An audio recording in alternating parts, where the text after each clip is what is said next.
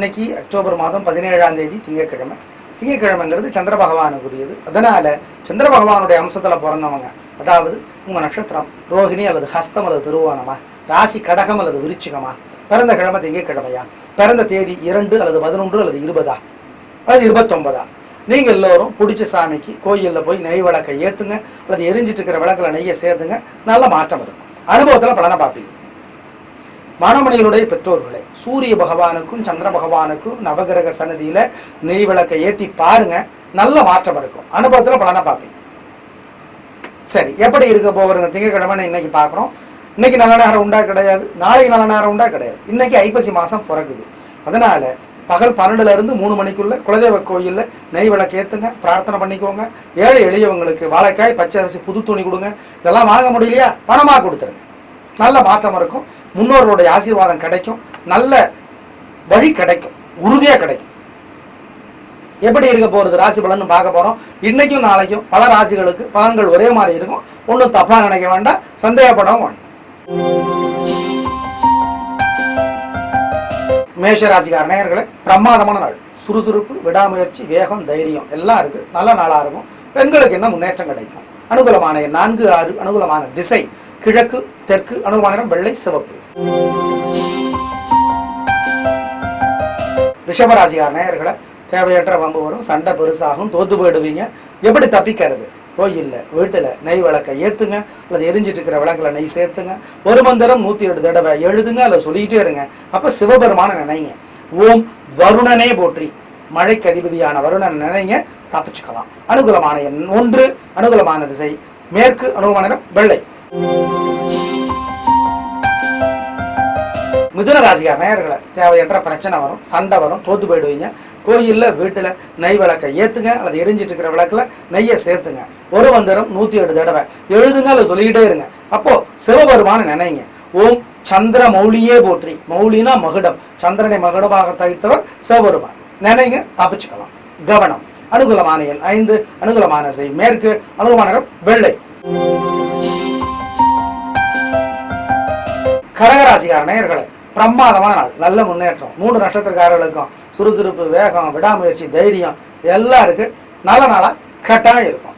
அனுகூலமான எண் 3, 7, அனுகூலமான திசை மேற்கு, தெற்கு, அனுகூலமான நிறம் வெள்ளை, சிவப்பு.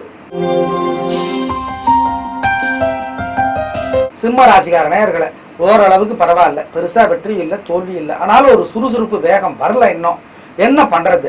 கோயிலில் வீட்டில் நெய் விளக்கை ஏற்றுங்க அல்லது எரிஞ்சிட்டு இருக்கிற விளக்கில் நெய் சேர்த்துங்க. ஒரு மந்திரம் 108 தடவை சொல்லுங்க அல்லது எழுதுங்க. அப்போ சிவபெருமான நினைங்க. ஓம் சோமநாதரே போற்றி, சோமன்னா சந்திரன். இந்த மந்திரம் காப்பாற்று. நிதானம். அனுகூலமான எண் 4, அனுகூலமான திசை மேற்கு, அனுகூலமான நிறம் வெள்ளை. கன்னிராசிக்கார நேயர்களை, சந்திராஷ்டமம். அசைவ உணவு கூடாது. கோயிலில் விளக்கு ஏற்றணும், வீட்டில் விளக்கு ஏற்றணும். ஒரு மந்திரம் 108 தடவை சொல்லணும் அல்லது எழுதணும். அப்ப சிவபெருமான் நினைச்சுக்கணும். ஓம் ஓம் அனுசுயா தேவியே போற்றி, அனுசுயா தேவியே போற்றி. இந்த மந்திரம் காப்பாற்றும். நிதானமா இருக்கணும். கொடுக்கல் வாங்க வேண்டாம், பெரிய விலைகளை பொருளை வாங்க வேண்டாம். வழக்கமான வேலைகளை மட்டும் செய்யுங்க, ஜாக்கிரதை. அனுகூலமான எண், திசை, நிறமெல்லாம் கிடையாது. துலா ராசிக்கார நேயர்களை, பிரமாதமான நாள். 3 நட்சத்திரக்காரர்களுக்கும் சிறப்பான நாள். வாழ்க்கை வளமாகும், ஜெயிப்பீர்கள். நல்ல நாளாக கட்டாயம் இருக்கும். சந்தோஷம். அனுகூலமான எண் 4, 9, அனுகூலமான திசை மேற்கு, வடக்கு, அனுகூலமான நிறம் வெள்ளை, சிவப்பு.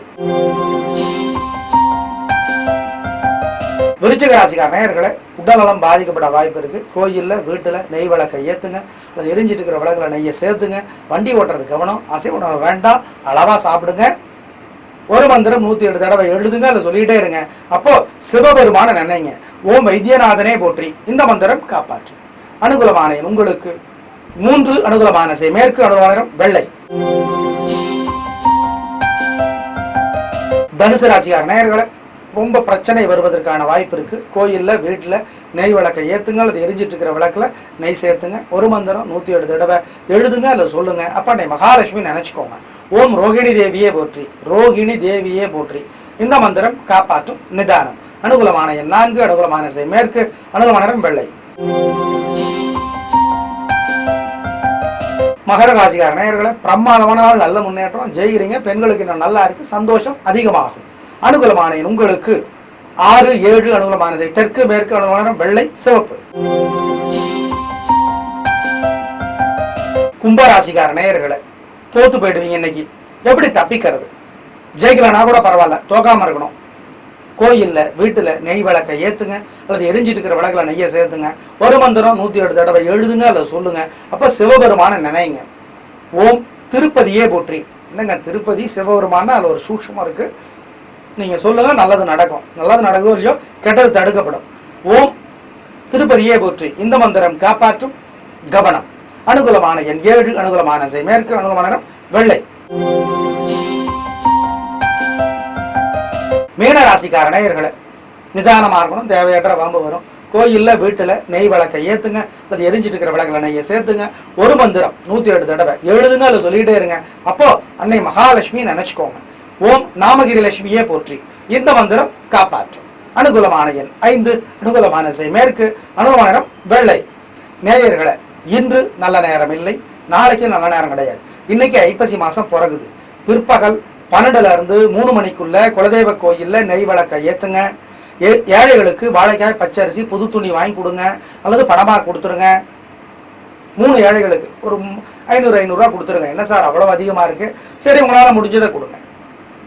முன்னோருடைய ஆசீர்வாதம் உங்களுக்கு கிடைக்கும்.